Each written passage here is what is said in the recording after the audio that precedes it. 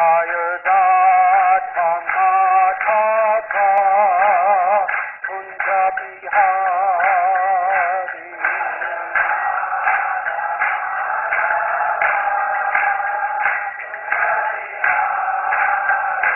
जय राधा माधव कुंज बिहारी।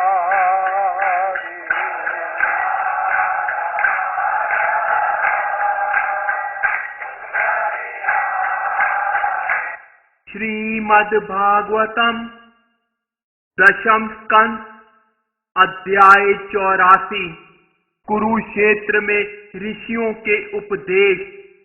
शुकदेव गोस्वामी ने कहा, पृथा, गांधारी, द्रौपदी, सुभद्रा, अन्य राजाओं की पत्नियां तथा भगवान की ग्वालिन सखियां सभी जीवों के आत्मा तथा भगवान श्री कृष्ण के प्रति उनकी रानियों के अगाध प्रेम को सुनकर चकित थी और उनके नेत्रों में आंसू डबडबा आए थे। जब स्त्रियां स्त्रियों से और पुरुष पुरुषों से परस्पर बातें कर रहे थे तो अनेक मुनिगण वहां आ पधारे। वे सभी के सभी कृष्ण तथा बलराम का दर्शन पाने के लिए उत्सुक थे।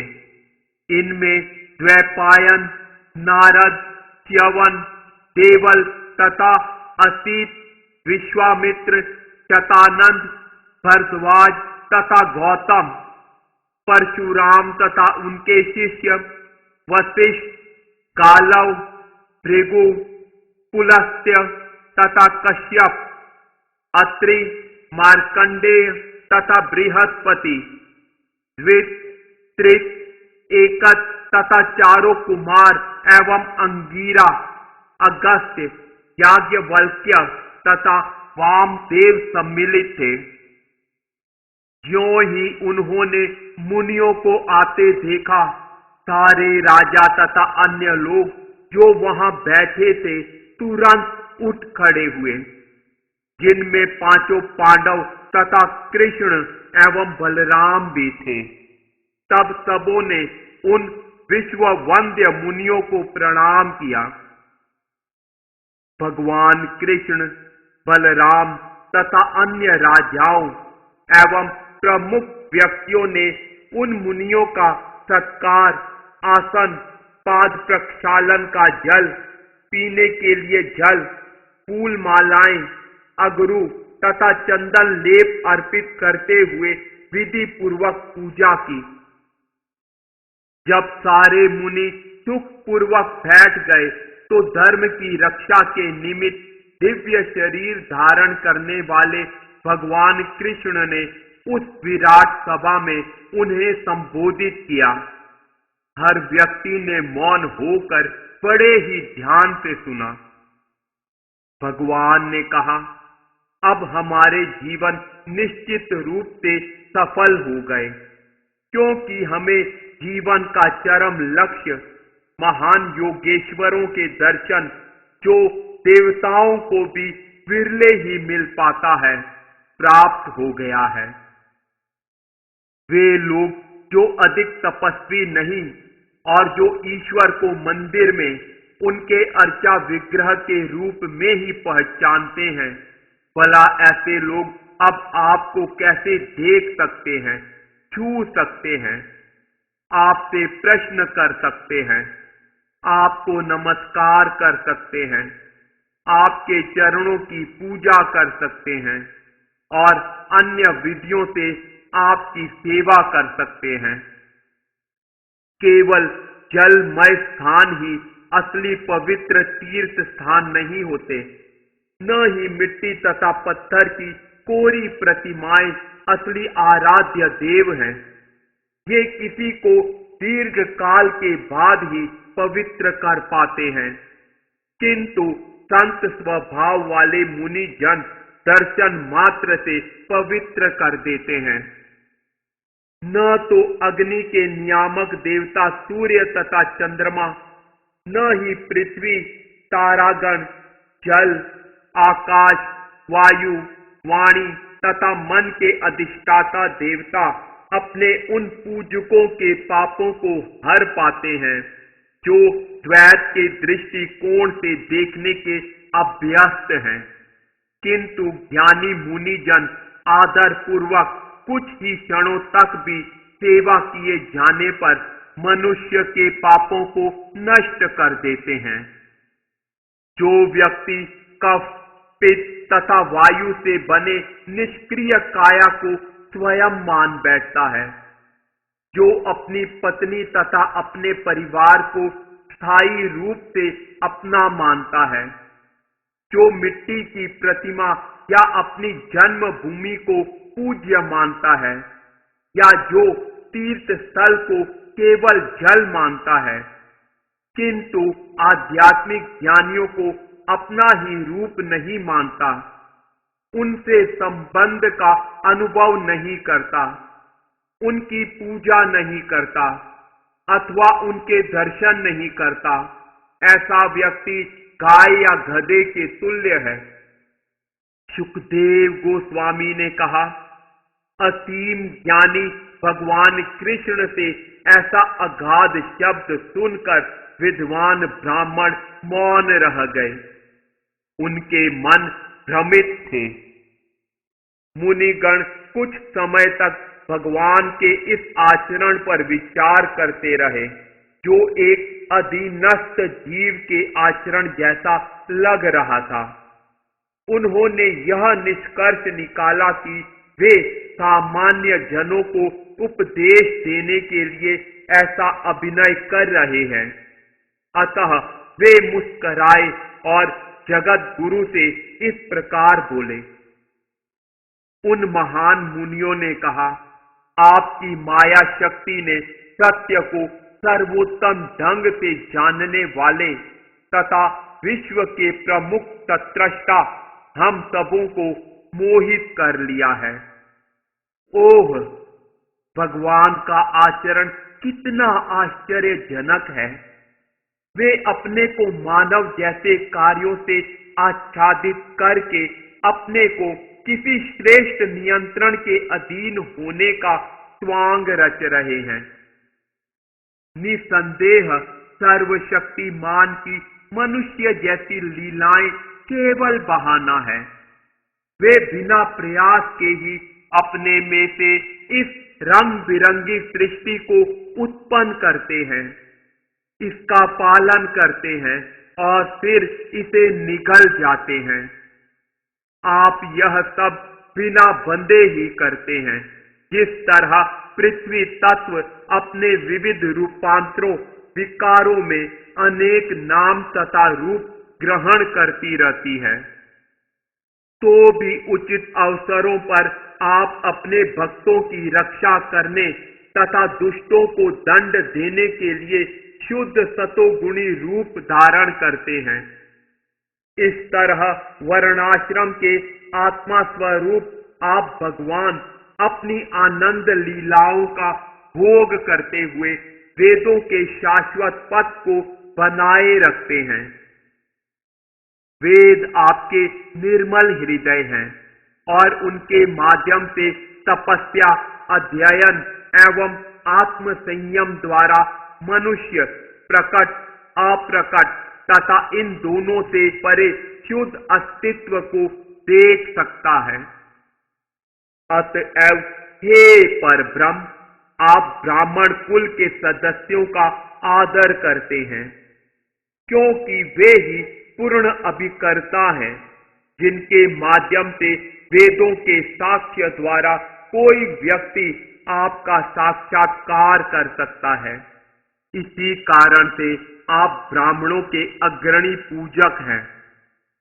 आज हमारा जन्म, शिक्षा, तपस्या तथा दृष्टि सभी पूर्ण हो चुके हैं, क्योंकि हम समस्त संत पुरुषों के लक्ष्य आपसे सानिध्य प्राप्त करने में समर्थ हो सके हैं। निसंदेह आप स्वयं ही अंतिम अर्थात परम आशीर्वाद हैं। हम अनंत बुद्धि वाले परमात्मा अर्थात पूर्ण पुरुषोत्तम भगवान श्री कृष्ण को नमस्कार करते हैं, जिन्होंने अपनी योग माया द्वारा अपनी महानता को छिपा रखा है। न तो ये राजागण, न ही वृषणीगण, जो आपकी घनिष्ठ संगति का आनंद उठाते हैं, आपको समस्त सृष्टि के आत्मा, काल की शक्ति तथा परम नियंता के रूप में जानते हैं। उनके लिए तो आप माया के पर्दे से ढके रहते हैं। सोया हुआ व्यक्ति अपने को एक वैकल्पिक सत्य मानता है और स्वयं यह देखते हुए कि उसके विविध नाम तथा रूप हैं, वह अपनी जागृत पहचान को भूल जाता है, जो उसके स्वप्न से सर्वथा पृथक होती है। इसी प्रकार जिसकी चेतना माया द्वारा मोहित हो जाती है, वह भौतिक वस्तुओं के ही नामों तथा स्वरूपों को देखता है। इस तरह ऐसा पुरुष अपनी स्मरण शक्ति खो देता है और आपको जान नहीं सकता। आज हमने आपके उन चरणों का प्रत्यक्ष दर्शन पा लिया, जो उस पवित्र गंगा नदी के उद्गम है, जो पापों के ढेरों को धो डालती है।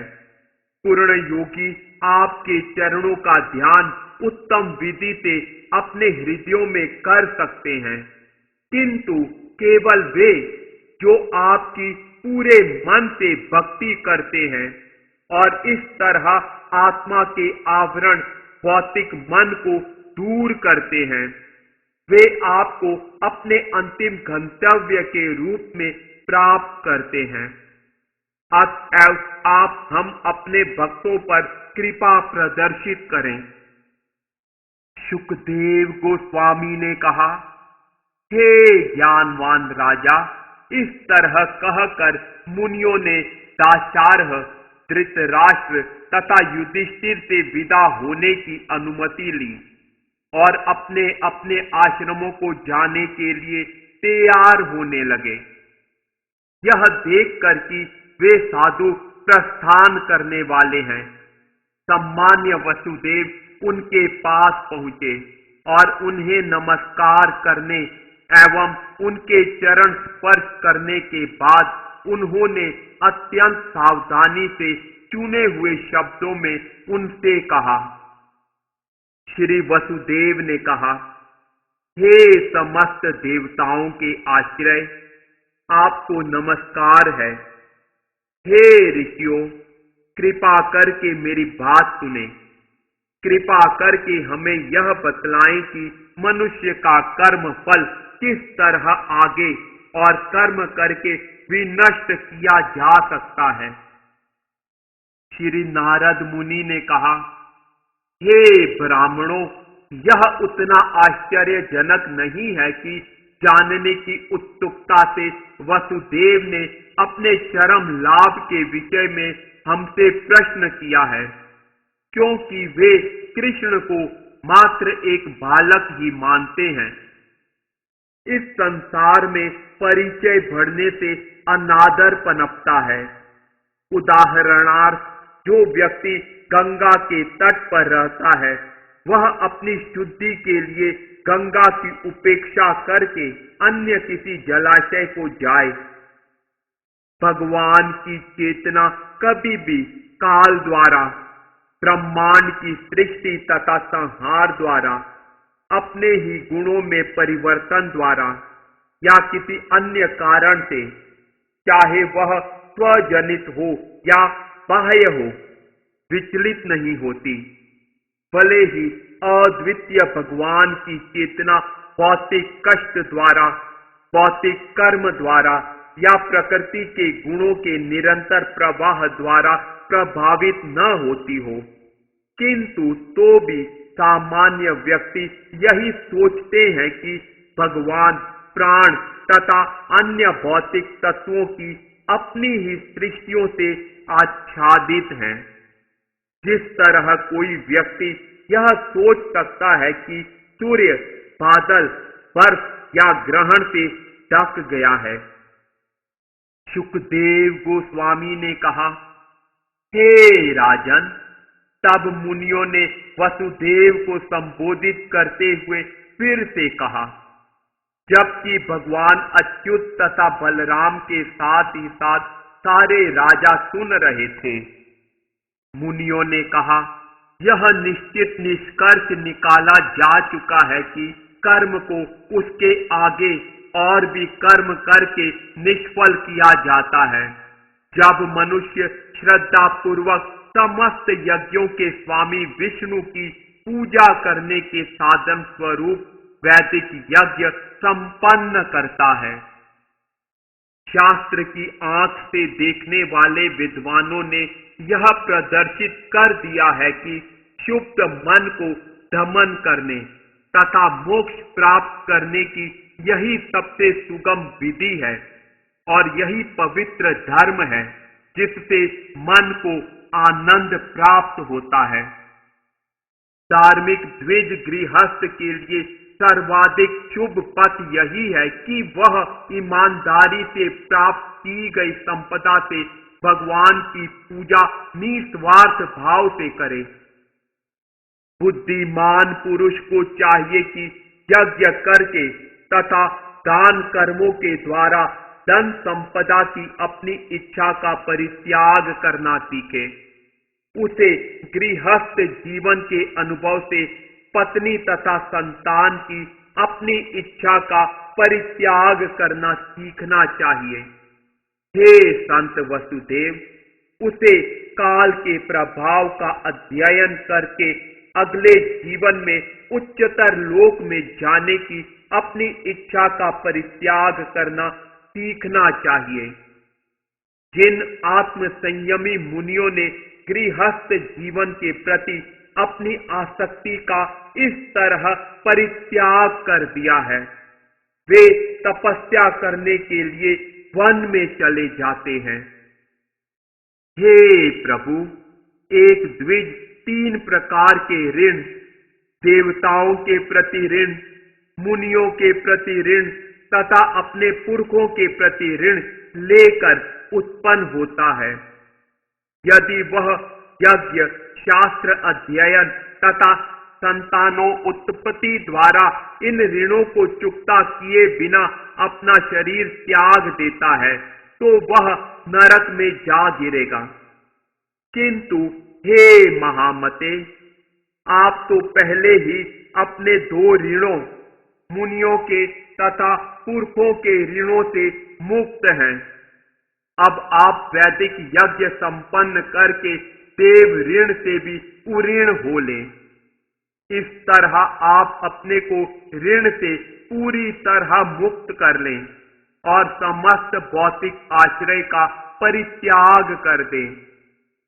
हे वसुदेव, निसंदेह इसके पूर्व आपने समस्त जगतों के स्वामी भगवान हरि की पूजा की होगी। आप तथा आपकी पत्नी दोनों ने ही परम भक्ति के साथ उनकी पूरी तरह से पूजा की होगी, क्योंकि उन्होंने आपके पुत्र की भूमिका स्वीकार की है। सुखदेव गोस्वामी ने कहा, ऋषियों के इन कथनों को सुनकर उदार वसुदेव ने भूमि तक अपना सिर झुकाया और उनकी प्रशंसा करते हुए उनसे अनुरोध किया कि वे उनके पुरोहित बन जाएं। हे राजन, इस तरह अनुरोध किए जाने पर ऋषियों ने पवित्र वसुदेव को कुरुक्षेत्र के पावन स्थान पर कठोर धार्मिक नियमों के अनुसार तथा उत्तम अनुष्ठानिक व्यवस्था के अनुसार अग्नि यज्ञ करने में लगा लिया। हे राजन, जब महाराज वसुदेव यज्ञ के लिए दीक्षित किए जाने वाले थे तो वृष्णि जन स्नान करके तथा सुंदर वस्त्र पहने एवं कमल की मालाएं पहने दीक्षा स्थल पर आए। अन्य राजा भी खूब सज धज कर आए। उनके साथ उनकी प्रसन्न चित्त रानियां भी थी। वे अपने गलों में रत्न जटित हार पहने थी तथा सुंदर वस्त्र धारण किए थी। ये रानियां चंदन का लेप किए थी और हाथों में पूजा की शुभ सामग्री लिए थी। मृदंग, पटह, शंख, पेरी, आनक तथा अन्य वाद्य बजने लगे। नर्तकों तथा नर्तकियों ने नृत्य किया और सूतों तथा मागधों ने यशोगान किया। मधुर वाणी वाली गंधर्वियों ने अपने अपने पतियों के साथ गीत गाए। वसुदेव की आंखों में काजल लगाने तथा उनके शरीर को ताजे मक्खन से लेप करने के बाद पुरोहितों ने शास्त्रीय विधि के अनुसार उन पर तथा उनकी 18 रानियों पर पवित्र जल छिड़क कर उन्हें दीक्षा दी। वे अपनी पत्नियों से गिरकर तारों से गिरे राजसी चंद्रमा जैसे लग रहे थे। वसुदेव ने अपनी पत्नियों के साथ साथ दीक्षा ग्रहण की। उनकी पत्नियां रेशमी साड़ियां पहने थी और चूड़ियों, हारों, पायलों तथा कुंडलों से सजी थी। वसुदेव का शरीर मृग चर्म से लपेटा हुआ था, जिससे वे खूब शोभायमान हो रहे थे। हे महाराज परीक्षित, रेशमी धोतियां पहने तथा रत्न जटित आभूषणों से अलंकृत वसुदेव के पुरोहित गण तथा सभा के कार्यकर्ता सदस्य इतने तेजवान दिख रहे थे मानो वे वृत्त के मारने वाले इंद्र की यज्ञशाला में खड़े हों। उस समय समस्त जीवों के प्रभु बलराम तथा कृष्ण अपने अपने पुत्रों, पत्नियों तथा अन्य पारिवारिक सदस्यों के साथ, जो उनके ऐश्वर्य के अंश रूप थे, अत्यधिक शोभायमान हो रहे थे। विविध प्रकार के वैदिक यज्ञों को समुचित विधि विधानों के अनुसार संपन्न करते हुए वसुदेव ने समस्त यज्ञों की साज सामग्री सहित मंत्रों तथा अनुष्ठानों द्वारा ईश्वर की पूजा की। उन्होंने पवित्र अग्नि में आहुतियां डालकर तथा यज्ञ पूजा के अन्य पक्षों का पालन करते हुए मुख्य तथा गौण यज्ञों को संपन्न किया। तब उचित समय पर तथा शास्त्रों के अनुसार वसुदेव ने पुरोहितों को मूल्यवान आभूषणों से अलंकृत किया। यद्यपि वे पहले से सुसज्जित थे और उन्हें गोवे, भूमि तथा विवाह योग्य कन्याओं के मूल्यवान उपहार दान में दिए। पत्नी संयाज तथा अवभृत्य अनुष्ठानों को संपन्न कराने के बाद महान ब्रह्म ऋषियों ने यज्ञ के कर्ता वसुदेव को आगे करके परशुराम सरोवर में स्नान किया। पवित्र स्नान पूरा हो जाने पर वसुदेव ने अपनी पत्नियों के साथ साथ पेशेवर बंदी जनों को वे आभूषण तथा वस्त्र दान में दिए जिन्हें वे पहने हुए थे। तब वसुदेव ने नवीन वस्त्र धारण किए और उसके बाद सभी वर्णों के लोगों को, यहाँ तक कि कुत्तों को भी भोजन कराकर सम्मानित किया। उन्होंने अपनी पत्नियों तथा पुत्रों सहित अपने सारे संबंधियों, विदर्भ, कौशल, कुरु, काशी, केकय तथा त्रिंजय राज्यों के राजाओं, सभा के कार्यकर्ता सदस्यों तथा पुरोहितों, दर्शक देवताओं, मनुष्यों, भूत प्रेतों, पितरों तथा चारणों को बड़ी बड़ी भेंटें दी। तब लक्ष्मी निवास भगवान कृष्ण से अनुमति लेकर विविध अतिथि वसुदेव के यज्ञ की महिमा का गुणगान करते वहां से विदा हुए।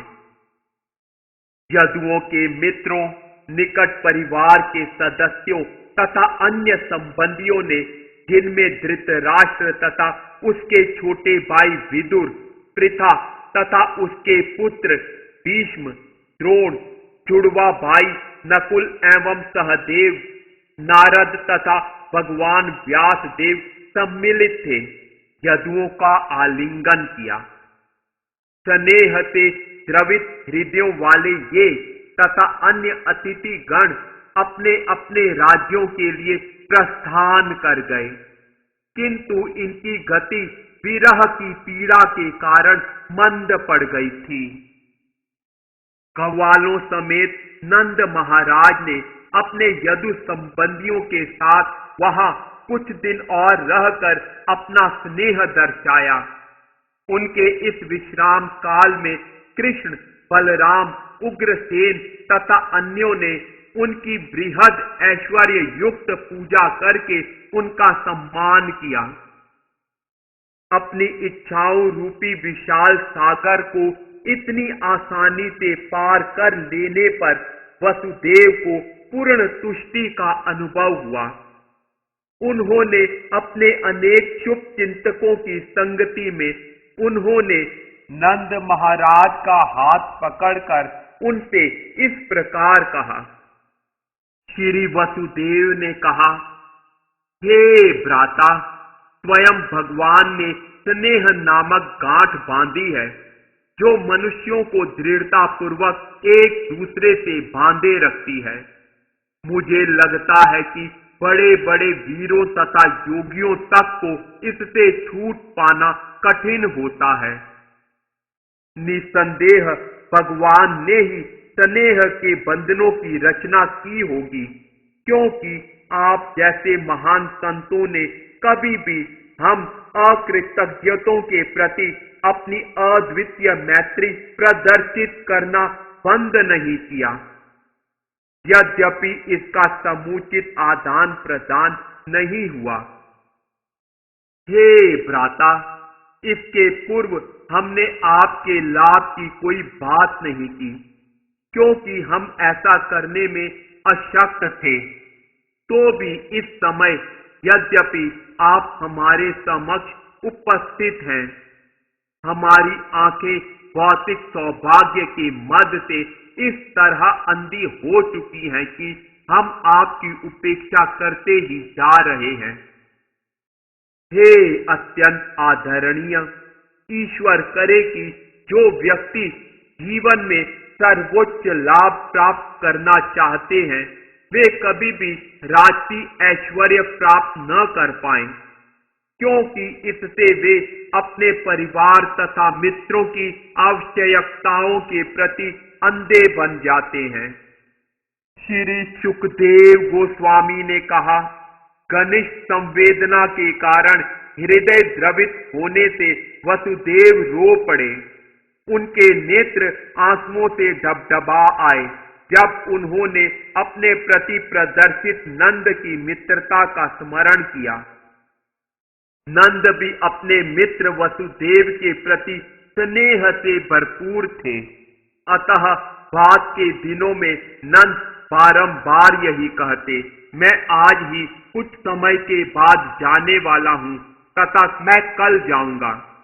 किंतु कृष्ण तथा बलराम के स्नेह के कारण वे समस्त यदुओं द्वारा सम्मानित होकर और 3 मास तक रहते रहे।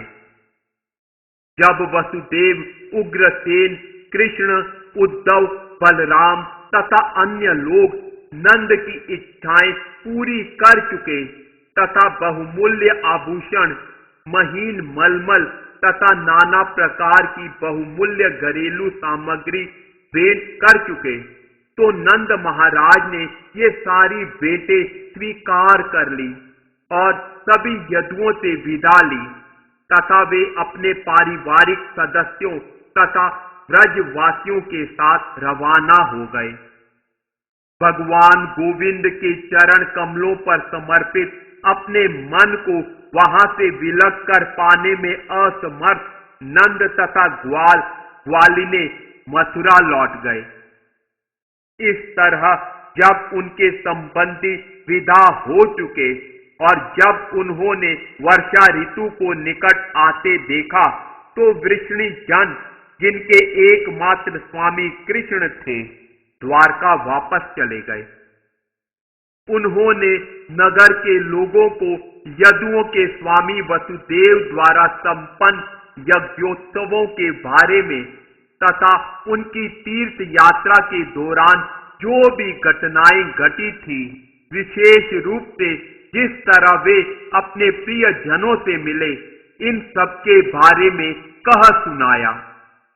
इस प्रकार श्रीमद् भागवत के 10वें स्कंद के अंतर्गत कुरुक्षेत्र में ऋषियों के उपदेश नामक 84वें अध्याय के श्रील भक्ति वेदांत स्वामी प्रभुपाद के विनीत सेवकों द्वारा रचित तात्पर्य पूर्ण हुए।